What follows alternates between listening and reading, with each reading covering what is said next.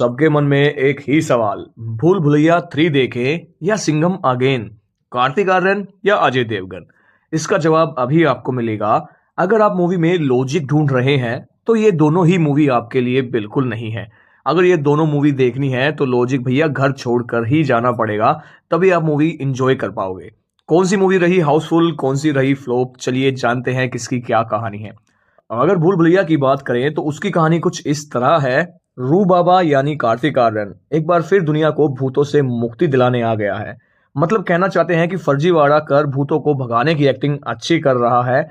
उसका धंधा मस्त चल रहा है, लोगों को थोड़ा डराता है, थोड़ा भूतों को रेफरेंस देता है और धनाधन पैसा कमाता है। लेकिन फिर रू की जिंदगी में आती है मीरा यानी तृप्ति दिमरी और उसकी लाइफ बन जाती है भूल भुलैया। मीरा एक राज घराने से ताल्लुक रखती है, उसके पिता खुद महाराजा हैं। अब मीरा रू को एक हवेली में लेकर जाती है। उसे बताया जाता है कि उसका पुनर्जन्म हुआ है, उसे करना कुछ नहीं है, बस मंजुलिका के भूत को मारना है। अब मारने की जिम्मेदारी उसे मिली है तो राजघराने का एक पुरोहित भी वहीं मौजूद होता है। अब ट्रेलर देख पहले ही पता चल चुका है कि 2 मंजुलिका दिखाई दे रही हैं। एक बनी माधुरी दीक्षित और दूसरी विद्या बालन। ऐसे में रूह की जिम्मेदारी बढ़ चुकी है। पहले तो उसे पहचानना है कि असली मंजुलिका आखिर है कौन, फिर उसे मारने का तामझाम करना है। अब असली मंजुलिका कौन है, मीरा की राज परिवार की कहानी क्या है, रूह कैसे करेगा अपने मिशन को पूरा, ऐसे ही कई सवाल और 2 घंटे 40 मिनट में भूल भुलैया 3 देगी आपको जवाब। अनीज बजमी जो फिल्म के डायरेक्टर हैं, उन्होंने अच्छा काम किया है। एक शब्द में बोलें तो बहुत मसाले वाली मूवी है। मूवी में ज्यादा दिमाग लगाने की जरूरत नहीं है, पहला हाफ ही आपका माहौल सेट कर देगा। सेकंड हाफ आते आते रूह और मंजुलिका की दुनिया हमारी दुनिया होगी।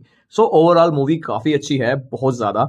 अब बात करते हैं सिंघम अगेन की। ये एक मसाला फिल्म बनाई थी जिसमें मेकर्स मसाला डालना ही भूल गए। सीधा सीधा बोले तो अजय देवगन समेत आधा दर्जन स्टार्स भी नहीं बना पाए माहौल, और ऊपर से रामायण एंगल ने कहानी का फ्लो ही तोड़ दिया। अगर कहानी की बात करें तो वो कुछ इस तरह है कि सिंघम अगेन की कहानी शुरू होती है कश्मीर से, जहां बाजीराव सिंघम ने आतंकवाद का नामो निशान मिटा दिया है।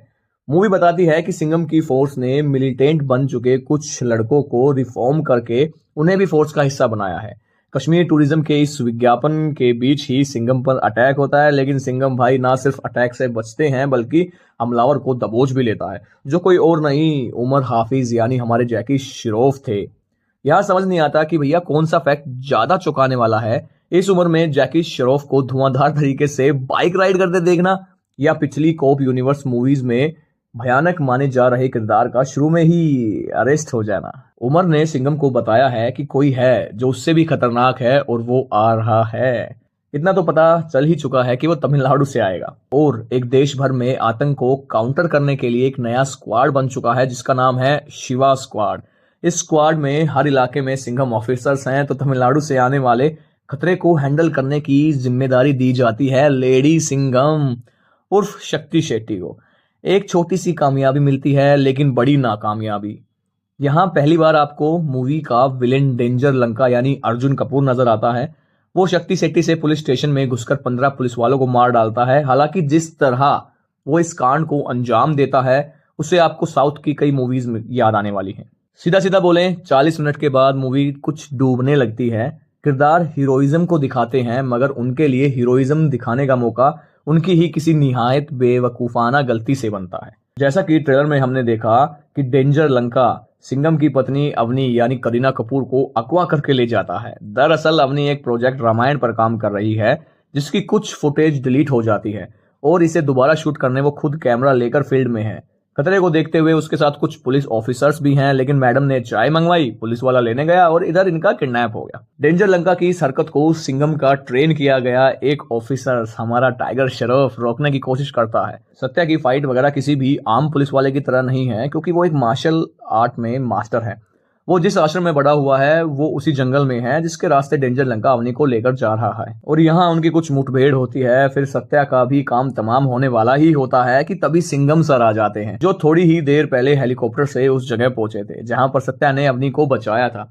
उन्हें पता भी लगा था कि अवनी अब सत्या के आश्रम पर है, लेकिन वो हेलीकॉप्टर से सीधा आश्रम नहीं पहुंचे। यही सब गलतियां तो सिंघम सर को इंसान बनाती है, वरना रोहित ने तो उनके लिए संस्कृत में स्तुतियां वगैरह जोड़कर उन्हें देवता ही बना दिया था। पहले 40 मिनट तक लग रहा था कि सिंघम अगेन शायद सच में पिछली मूवीज से बेहतर होने वाली है, लेकिन इसके बाद कुछ ऐसा होता है कि आपको मूवी में बिल्कुल मजा नहीं आने वाला, मूवी स्लो हो जाती है। सेकंड हाफ शुरू होते होते कॉप यूनिवर्स के पुराने खिलाड़ियों सिम्बा और सूर्यवंशी का जिक्र आना शुरू होता है, और फिर सिम्बा को स्क्रीन प्ले में जिस तरह छोड़ा गया है वो एक हद के बाद इरिटेटिंग हो जाता है।